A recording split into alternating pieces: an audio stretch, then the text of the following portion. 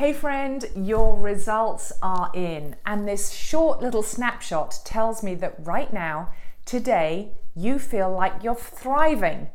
Kind of, sort of. I'm excited for you, and you must be doing lots of things to ensure you're not in survival mode 100% of the time, and that's brilliant. But when life stinks, you also find it hard to know what to do to stop yourself sliding back into the overwhelm and worry of merely surviving. So what I want you to do right now is two things.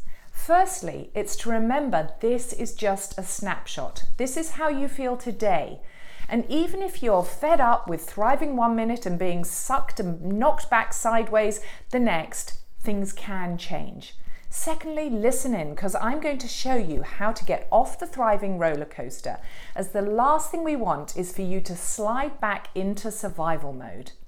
Everyone I've ever met says they would rather thrive than merely survive. I mean, who wouldn't? You know that merely surviving in life is exhausting, it's overwhelming and full of pain and worry, and that feeling that the life you'd rather live is being kept off in the future somewhere. But you also know that thriving is so much better. It's kind of like surviving with benefits. We feel alive and vibrant and at peace, comforted and connected to God and those around us, and like we have a purpose and a future ahead of us. I found myself locked in survival mode and exhausted and overwhelmed and surviving a life I never planned or imagined when I lost both my mum and sister to cancer. And then just 6 weeks after losing my sister Jo, I was diagnosed. Over time, I discovered how to break out of survival mode and begin to thrive. I learned that life doesn't have to be pain-free to be full, and I want to help you discover that and live that the whole time. It's really a 3-step process, and I wish I could tell you that it was a 3-step process to a happy, skippy, healthy, wealthy, perfect life, but I can't.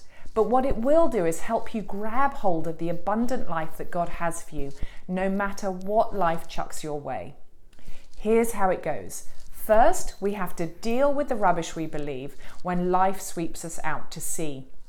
No one's immune to this stuff, especially me, a pastor's wife, and we end up believing stuff about ourselves and about God. And unfortunately, it holds us back from thriving and keeps us in survival mode.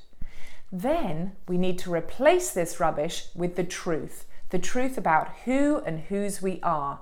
And only then can we move on to the 3rd step. And that's to start doing things that will bring us life right where we are, not waiting for things to calm down, get better, or stop hurting. And I call these things my 7 practices for thriving. And I outline all of them and go into all of them in more detail in the email so that you can start doing that today. So don't forget to read the rest of your email. Remember, I know you're on a thriving roller coaster, but God has so much more for you, no matter what happens. God loves you, He's not going to leave you, and with Him, life doesn't have to be pain-free to be full. You've got this because He's got you. You can be a thriver all the time. If I can do it, you certainly can.